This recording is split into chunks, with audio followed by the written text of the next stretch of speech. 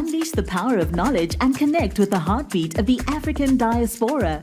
Download our African Diaspora News Channel app now on Google Play and Apple App Store. Stay informed with authentic and diverse perspectives, breaking news, and cultural insights. Immerse yourself in a community that celebrates unity, resilience, and progress. Experience the vibrancy of the diaspora at your fingertips. Don't miss out. Empower your perspective today. Search African Diaspora News Channel and join the conversation. Nota Baloyi, a music entrepreneur and director at the Orchard record label, made headlines in February this year after he made some controversial statements about the white people of South Africa on DJ Sbu's podcast. Hello, African Diaspora News family. My name is Reneilwe Morema, and I am your host right here on the African Diaspora News channel. I'm reporting live from Johannesburg, South Africa. The South African Human Rights Commission will institute equality court proceedings against music manager Nota Baloyi for alleged hate speech. The decision comes after comments allegedly made by Baloyi on February the 17th when he referred to white people as NEANDERTHALs who are inferior to black people during an episode of the Hustlers Corner, a South Africa podcast on YouTube directed by DJ Sbu. The commission, which received complaints from across the country, said it had opened an investigation and found a prima facie on the face of it case of hate speech. Check out what Nota Baloyi said and let us come back and discuss. The problem that South Africans have right now is that we don't understand white people. White people are inferior species to us. We are Homo sapiens. They've got Neanderthal blood in them. This is the science. And this is not science that was done by black people. It was done by them. You understand? Abu Clive W. Lewis, they were eugenicists. They studied this and they realized that they're inferior to blacks. The white population is shrinking and shrinking and shrinking and shrinking. For us, it makes no sense to descend into the savagery that they have. Whatever land that they're holding on to, either way, their numbers are dwindling. Whatever leadership that they had is dying out as well. And you know about wealth disappearing after the third generation that is passed down to, you know. So they're on the last generation. We're dealing with the weakest whites that the world has ever seen. So we expect to have Ubuntu, humanity. Unfortunately, by the strictest definition of what a human being is, white people are just below human beings. You are negotiating with an animal, a wild dog that you're trying to train to be tamed, to be upopi, you who guards your house. You can never do that. So we're expecting Ubuntu from them. We're like, you stole our land, you butchered our people and everything else, and we just want justice. We're not out for your blood. We're not chopping off your heads. We're not doing anything. Why don't you guys understand that? Why don't you guys have Ubuntu? Why don't you guys have a heart? They don't, because they're incapable of that. You cannot expect the same behavior of a human being that you're expecting of a dog. And then white people have the nerve to write to the South African Human Rights Commission, calling Nota a racist person and spreading anti-white rhetoric. I mean, white people are the last people on this planet to lecture anybody about racism. They invented division and hatred. The reason people see each other based on race or skin color and not basic human beings is because them folks, the white people, have emphasized that black people are not human beings but objects they can assert their dominance on. That in itself is animalistic, it's divisive rhetoric, and they lack humility, and their behavior makes me believe that they tread on the blurry lines of animalistic and human. They are the last people to stand on moral ground and lecture us about racism. And what Nota is saying is the truth, and I will prove it. In 1969, Dr. Francis Wessling wrote a paper called The Crest Theory of Color and Racism, and the sole reason behind writing that paper was to understand the behavior of white people in relation to all people of color in every place in the world.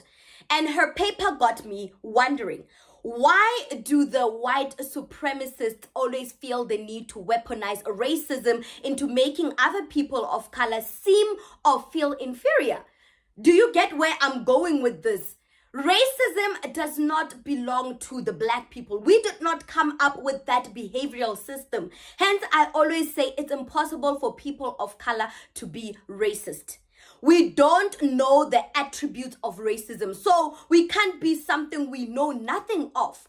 Racism is a worldwide behavioral system for the maintenance of white supremacy by a small minority of people. This is in response to the white people that wrote to the South African Human Rights Commission and accusing Nota Baloyi of being a racist. We can't be something we know nothing about. Now, back to Dr. Frances Wessling. What Dr. Wessling discovered after writing her 1969 paper on the theory of color and racism is that, genetically speaking, the white skin has the genetic inability to produce melanin. This recessive trait is a deficiency state. Now, in the dermatology field, the inability for skin to produce melanin pigment is described as albinism. Her point is that when it comes to genetics, most white people don't consciously understand their weak genetic makeup, but they are certainly aware that they are genetically dominated by people of color, and people of color have the genetics to annihilate white people. Hence, the white race is somewhat inferior, supporting Nota's claim. Well, my theory was, I wrote the paper in 1969. I wrote a paper called The Crest Theory of Color Confrontation and Racism. And the sole reason behind writing that paper was an attempt to understand the behavior of white people in relationship to all people of color, every place in the world, black, brown, red, and yellow people. And the paper was presented to the Americans at the National Medical Association, the section on psychiatry in neurology, because back in 1969, the Black Caucus in the American Psychiatric Association, we had said that racism, and when we talk about racism, we're talking about the white supremacy behavior of white people. That racism was the #1 mental health problem in the nation, and it was the #1 cause of other mental health problems. And I wanted to understand what this thing of racism really is all about, because it's the thing that has caused woe and misery and suffering for the vast majority of the people on this planet that are classified as non-white.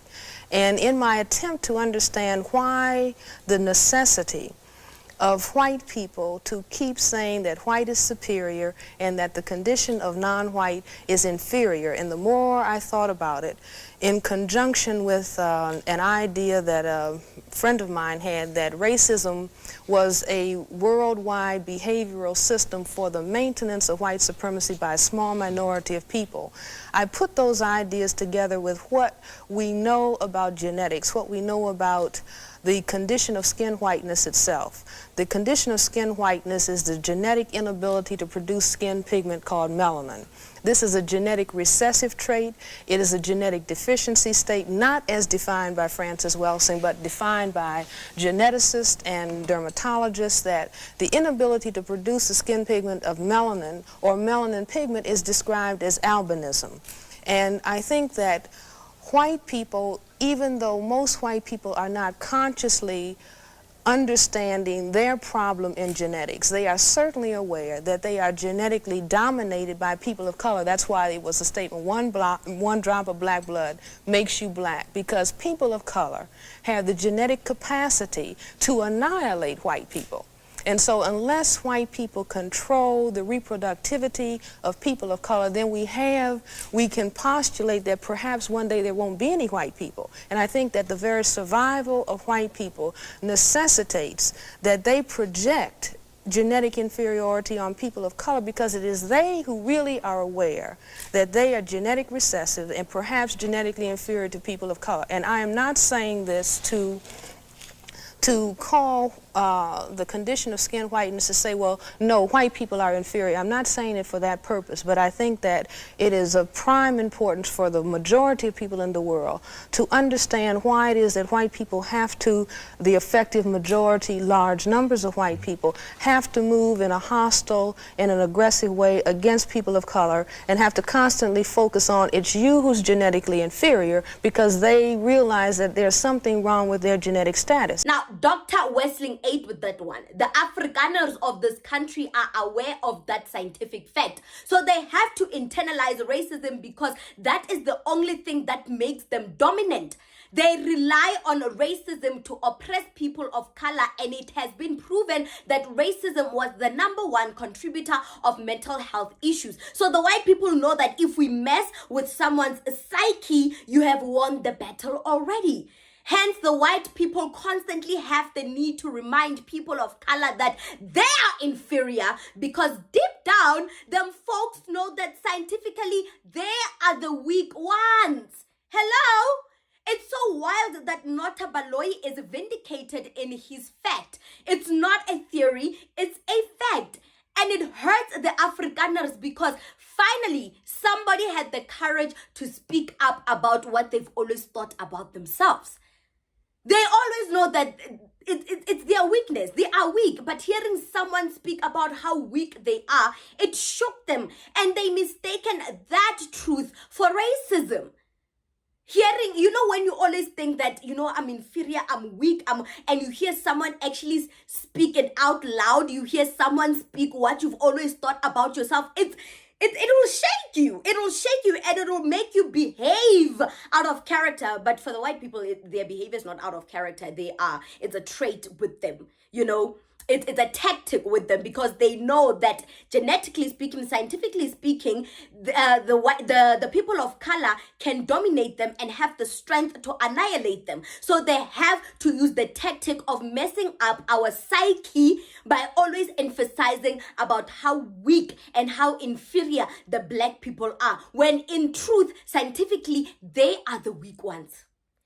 That's why they always feel the need to press it over and over and over and over and over and over again, because they can't, deep down in the pits of their dark souls, they know that they're genetically weak.